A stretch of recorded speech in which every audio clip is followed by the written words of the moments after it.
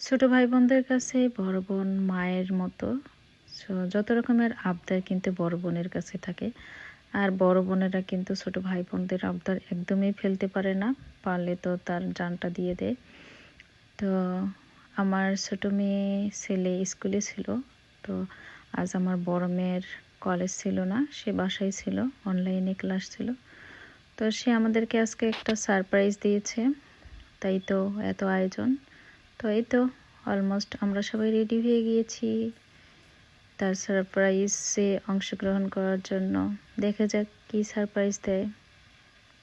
মোটামুটি ফ্যামিলির সবাই আমরা আজকে বাসায় ছিলাম।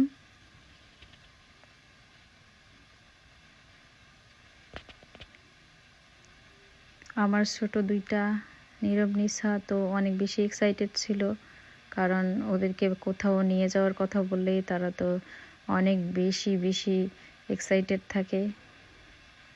এখানে বাবা তার কিউটিকে জ্যাকেট পরাই দিচ্ছিল।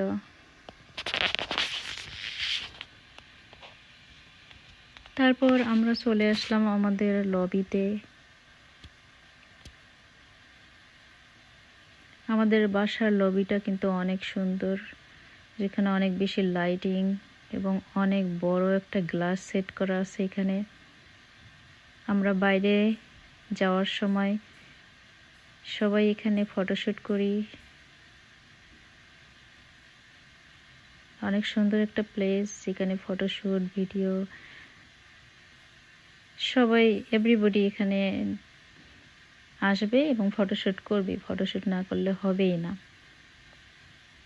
সুন্দর একটা প্লেস। এই তো আমার বড় মেয়ে, তার এই আবায়াটা তার ছোট খালামা নিয়ে দিয়েছে। আবায়াটা এত গর্জিয়াস, ব্ল্যাক অ্যান্ড হোয়াইটের উপরে, আমার কাছে অনেক ভালো লেগেছে। Thank you. আর তার সঙ্গে ম্যাচিং করে আমি আবায়াটা নিয়েছি, আমাকেও ভালো লেগেছে। তো আমরা মা মেয়ে ম্যাচিং করে আবায়াটা কিনছি। আর ওকে তারপরে আমরা বাইরে আসলাম। তো এত বেশি ঠান্ডা ছিল, মানে যা টলারেট করার মতো না। আমি তো ম্যাক্স পরে নিয়েছি, প্রচুর ঠান্ডা।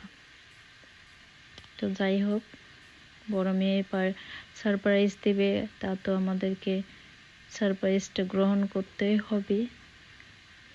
Thank you so much my dear daughter. সে সবসময় আমাকে অনেক বেশি সারপ্রাইজ করে।